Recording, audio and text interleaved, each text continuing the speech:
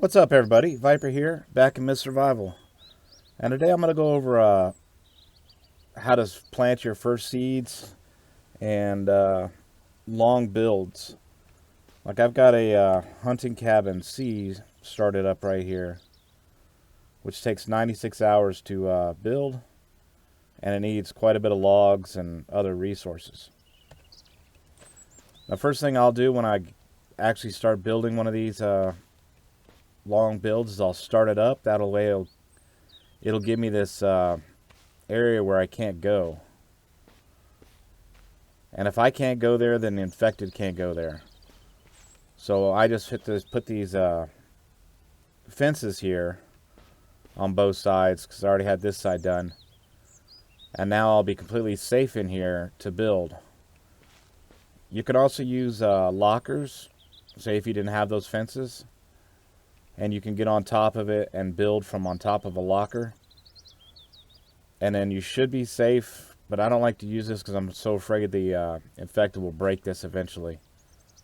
They'll hit it every once in a while, but I haven't seen one break, but I don't want to take a chance. Another thing you can use is your vehicle. Say this fence right here was this platform. If you put your vehicle on one side and then use some drying racks, you'll be safe inside this little square to build.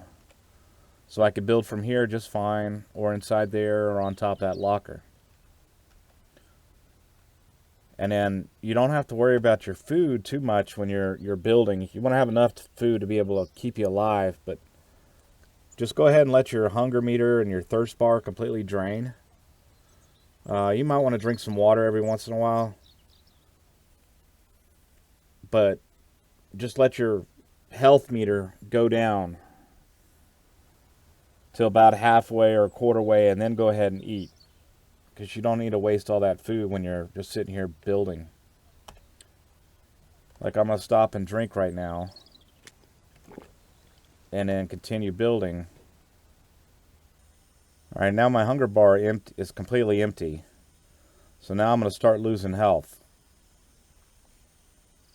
I'm not going to really eat until I will drink. Because I have plenty of water.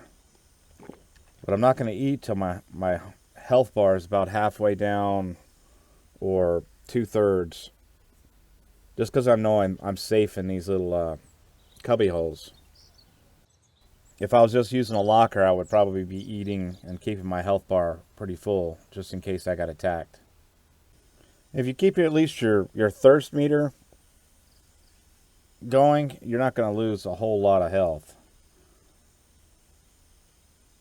Like I'm almost halfway through this build, and I haven't even lost half my, or a quarter of my health right now. As you can see, the infected are coming around, but they're attracted to the doors of these fence gates.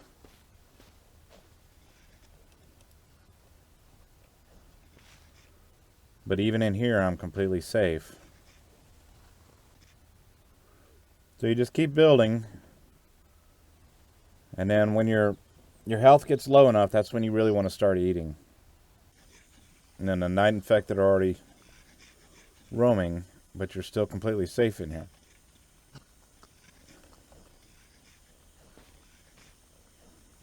Sounds like there's a whole bunch of them now. Oh, just 2 of them over there. Just make sure whenever you set up your little place to construct something that you cannot get through it. And then at 5 o'clock you'll be completely safe once all of them die. Alright, so we're completely finished. It took us, I think, 80 some hours of whatever I had left to finish this building. And now I got to be careful because I'm not safe in here. Because they can go up that stairs, then come down, and then actually get to me in here. So I'm going to go ahead and get out of here. And probably going to I'm going to go ahead and eat. All my food's about bad anyway. So I took roughly 4 liters of water for 80 some hours of just building. Now since I've eaten, my health meter is going to start going up, but I'm going to need to sleep so I can get some of my fatigue back. So I'm just going to go ahead and sleep for, I don't know, a few hours, 5-6 hours, just so I can have enough for my fatigue meter go back up. Oh, Scott's stuck. So since Scott's stuck, I'm going to have to change their location and put them back into the little house. So now they're unstuck. Alright, so now this is done, I can go ahead and destroy these. And you get back all your resources from destroying these, so it's not like it's a big deal for building them and then destroying them when you don't need them anymore. And then I'm just going to put a fence here. Put another one here just for looks.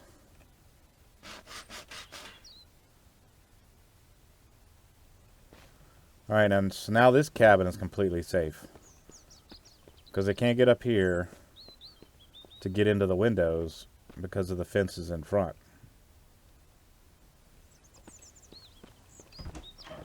And then I'll just end up building my all my storage cabinets in here. And this one does have a way to get up back, but you got to kind of jump to get up here. And there's a little room on the back of it as well. I usually don't even bother with the top floor, but whatever you want to do. Alright, I'm going to go fill my water bottles and we'll be right back. Alright, I got my water bottles filled. Actually, I need a drink. Now we're going to go over into the planting your first crops. I'm just going to plant one of each right now, just to see if this works right here. Because I don't want to take a chance of this area not being able to grow stuff. And when I first start planting, I'm just going to use these basic crop furrows.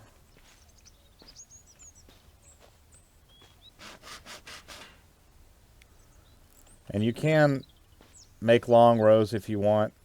I'm just going to probably make one or two of each for now, and then slowly add more later. But you need your shovel to be able to build these crop furrows. You can plant corn or tomatoes in the crop furrows. And then I'm going to put the seeds down here. And then I want to get out my little water jugs. And let's just plant our tomatoes over by the railing over here. But for tomatoes, I'll water this completely till it completely turns really muddy dark brown. And the corn's a little bit different about how I water it. Or how much I water it. It should take about 11... Actually, that might not be a good sign at all. It shouldn't have took that much water.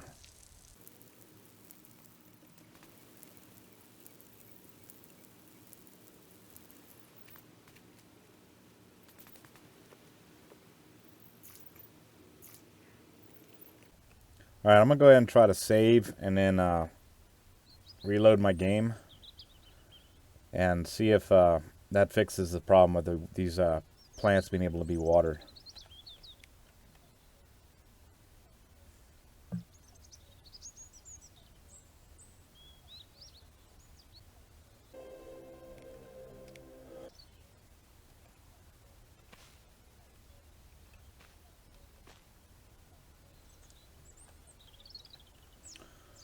That was weird. I like pooped a rabbit and a dead mouse. I guess they came from these.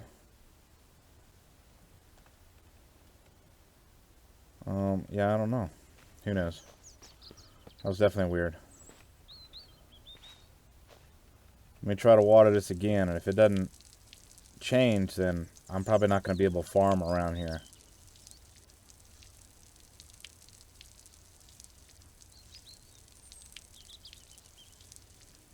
Alright, it is changing color.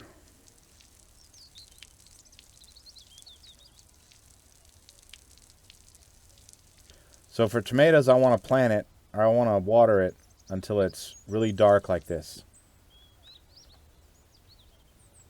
And then I'll go ahead and plant the tomatoes. I'm going to actually build another furrow over here.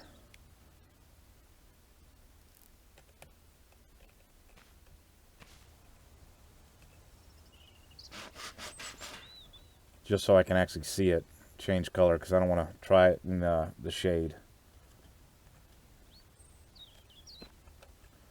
But for your corn, you only really need 5 liters of water per day. I wish your hotbar would stay up so you can actually watch the water, but it doesn't. So I'm just going to plant the corn and then hit it with 5 liters of water every day.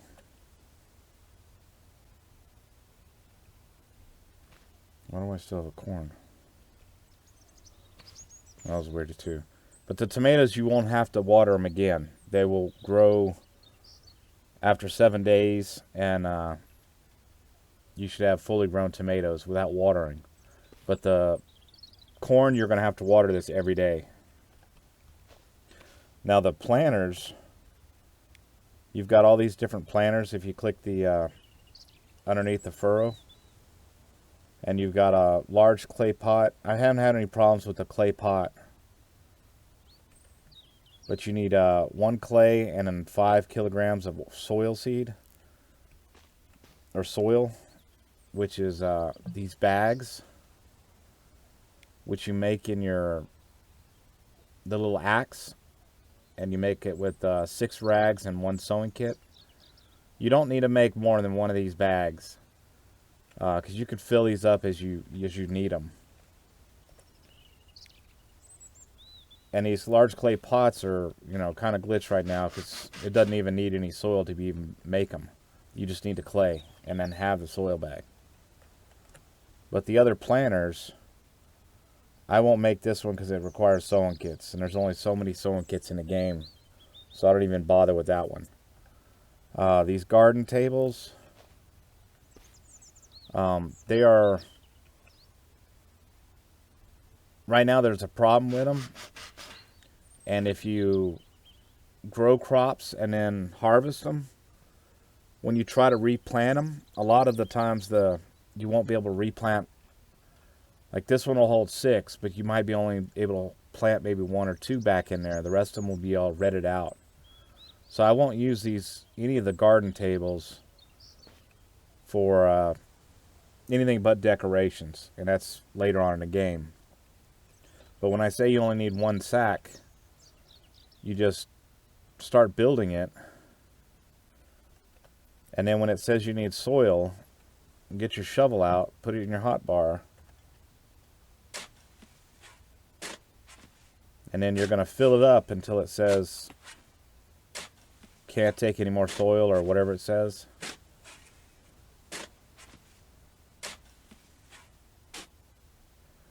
Soil sack required.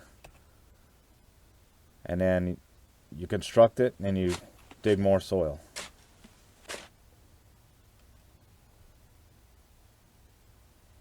And just keep doing it until it's fully constructed. And it's built, and you can move it once you have plants in there. You can rotate it. So it's good if you just want to have a bunch of decorations of tomato plants once you get enough seeds and everything. And same thing with the large garden box. It says it'll hold 9 plants or whatever, but it'll actually hold 12. So it's a typo or whatever on it. Oh, there is a glitch with this as well. Like if you go ahead and put the soil in it.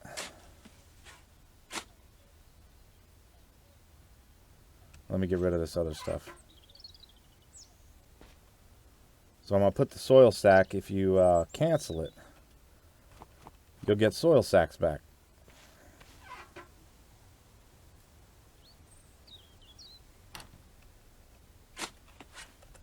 So if you want to use, have a bunch of soil sacks for, you know, different things, like using them for sandbags or something, this is a way you can easily get a bunch of soil sacks. Alright, cancel it again. Got 3 sacks that time. So if you really want a bunch of those soil sacks, that's how you can get them.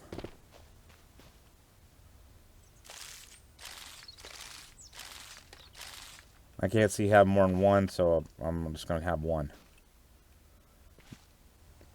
There's a lot of stuff I can go over in farming, but I've already had videos specifically on how to farm, and there's another video on my 600 cornfield.